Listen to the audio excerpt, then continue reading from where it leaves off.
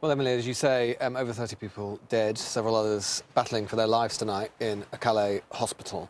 And I have to say, I was out on the English Channel in a fishing boat about 5 a.m. this morning. It was so dark, it was so cold, and you couldn't help just but wonder who was out there, how many boats were out there. And we had a bit of an insight into that because we were listening to the radio, the Coast Guard radio on the French and the British side, and the radio was crackling the entire time. Constant activity. We need to send a boat here. A fishing trawler has seen a boat there. Constantly, you could feel it. And we knew that this would happen because speaking to people in the camps yesterday, there was an awareness, very all plugged into these things, that the weather was going to turn over the next 48 hours. And last night and the morning could have been one of the last best chances to make that crossing that so many of them are desperate to do. And so many now have tragically lost their lives as a result. Obviously, a great deal of political reaction coming in both from the British and the French side. Here's what the Prime Minister had to say tonight. I'm shocked and appalled and deeply saddened by the loss of life at sea in the Channel. I think that the details are still coming in, but more than 20 people have lost their lives, as you know. And my thoughts and sympathies are, first of all, with the victims and their families. Our offer is to increase our support, but also to work together with our partners. And of course, now talking to the Prime Minister, they're talking about working with our partners and cooperation with the French. Now, of course, it's no secret that relations between the British government and the French government have been strained, partly over this issue, partly over many issues, but there have been a great number of calls for perhaps joint patrols and greater cooperation. Clearly, that is going to intensify in the coming days. Here's what the French Interior Minister had to say earlier today as well. The response should also come from Great Britain. Just 3 days ago, I had exchange with the Priti Patel, the British Interior Minister, in addition to our sometimes lively discussions on the resources that Britain gives to France, but which remain minimal compared to the resources that we put in place, of course. Mobilising more police officers, more cameras, more resources in general. Calais and the Île-de-France region, northern France, has been suffering for more than 20 years, as you have said. Our two great countries should work together as friends to fight against these smugglers.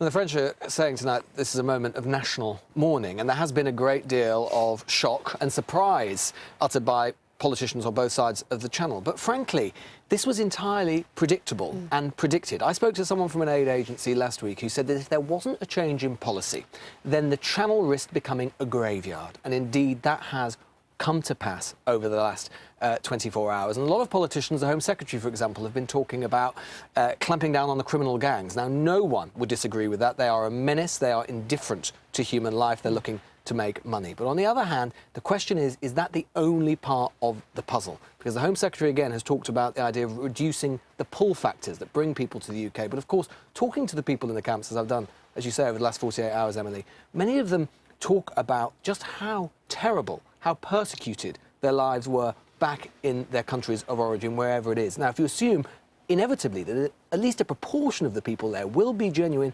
refugees and asylum seekers, by definition, the life that they are fleeing, the push factor, will not be will be worse than the pull factor, the thing that is bringing them to Britain. And that is the quandary that politicians in Britain and in France are going to have to grapple with over the coming days and weeks. And in a crisis, an international refugee crisis of some 80 million, is it that surprising that we have a relatively few number of people trying to come to British shores? And I have to say, on the basis of the conversation that I had with people over the last 48 hours in those camps, I fear that few will be deterred, even after the events of the last 24 hours. Here is a sense, as I say, with producer Caitlin Hanrahan and cameraman Jamie Bowles. This is our report and a sense of what life is like in those camps.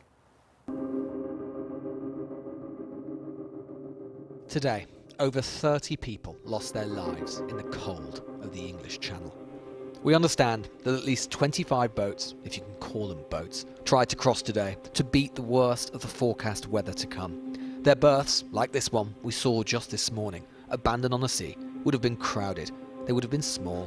When some left, it would have been pitch black. It is the worst day for loss of life in the Channel on record.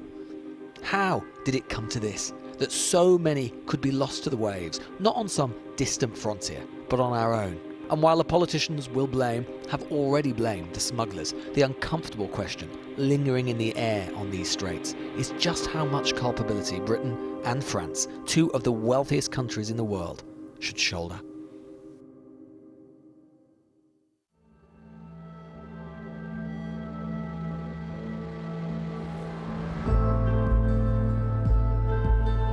When you think of Dunkirk, this almost certainly isn't the escape you think of. But in 2021, this is what Dunkirk is. Thousands of people from around the world, men, women, children too, living in the woods, wandering the motorway, waiting for the call to flee at dawn and cross the sea from France to Britain. We've spent the last few days here talking to those in this political purgatory. First thing, the French police mounted a morning raid. So people are literally just wandering up and down this street because their camp has just been broken up. The French police have destroyed their things, their sleeping bags, their equipment and so on. And now they've just got to wander up and down until they can find somewhere else to go. Have you tried to cross to the UK already? Of course. How? In a boat? By boat. 2-3 times, but we not lucky. That's why. And what happened? You got turned back? Turned back. Sometimes my boat is how do you say, broke down or nowhere. Sometimes they by police they take us rest like that. Even police, French police, taking all our items belongs to us. They have destroyed all our tents, sleeping base, and foods, water. From our perspectives, from your viewpoints, France is a safe country, but actually is not. Though most wouldn't speak on camera, this was a refrain we heard again and again. When we asked why people weren't claiming asylum in France, some said family in Britain, historic ties between their countries and Britain, language, but many cited how they had been treated by the French government and their belief that Britain would be more humane. The overwhelming feeling here is of futility. The endless cycle. The police take away their things, aid groups like mobile refugee support give them back, and on it goes. We have families here with children less than a year old. We have families with pregnant women. We have toddlers, as well as groups of young teenage boys, people who have been forced from their country. Charlie, who has worked here for 6 years, say these camp dispersals happen as often as twice a week. If the police were here, maybe they would say, well, look, when organisations like yours are undermining what we're trying to do, because we're trying to deter gangs and from bringing people here and trying to deter people from trying to settle here, and then you're undermining that. What would you say to that? They could suggest that. However, we know that that's not true because we are a humanitarian aid organisation. We are not interested in how or why people are crossing to the UK. We are, and that is not what's important. That is not what's shocking. What's shocking is the way that people are being treated here on a daily basis. What's shocking are the amount of human rights that are being abused on a daily basis, and the fact that all of this is being funded by the UK government. We should remember too that in terms of numbers at least, compared to other European countries or indeed elsewhere, we're not talking about that many people. It's just more visible. I think it's different in terms of illegal immigration. I think if you look at the overall numbers of people coming in illegally, they're broadly the same as they were in my time. But what's changed is the method. When I was in the job, a lot of the illegal migration was coming through the port of Calais, and people were penetrating the port perimeter, climbing into the backs of lorries and getting through that way. But we have invested quite a lot of time and effort with the French on tightening up the port of Calais. It's much harder to break into the port now, and we have some quite sophisticated search capabilities to detect people climbing into lorries. When you add that to the COVID crisis, where less lorries are coming across anyway, the human smugglers have changed the tactics, and they've now taken to this relatively new phenomenon of putting people in small boats and bringing them across in that way. And there's that familiar futility again. Later in the day, the camp simply reforms up the road, and as night falls, they know they must wait by the phone lest the call comes to head to the beaches. For all we know, any one of these people could have been one of those who perished in the sea. Conditions on land are only a bit better than the boats. That's my dance. So you're sharing this with your mate, your friend? Yes. Now we are three. 3 people Yes. in this little tent? Yes.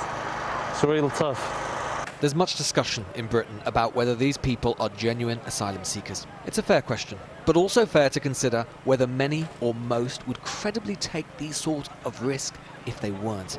This man, we're not naming, is only 20 years old and says he wants to get to Britain because it's where his last family connections in the world remain. And where did you come from? Come from Iran, Kurdistan, Iran. Kurdistan, Iran? Yes. And why did you leave? What was the reason? The politician, you know, is the government of Iran, you know, kill Kurdish people, hang them, kill them. They put us on a jail with no reason, you know. What did they do? What did they say to you? They said me, you must leave this country or we will kill you. That's all. And my dad is now in the jail, you know.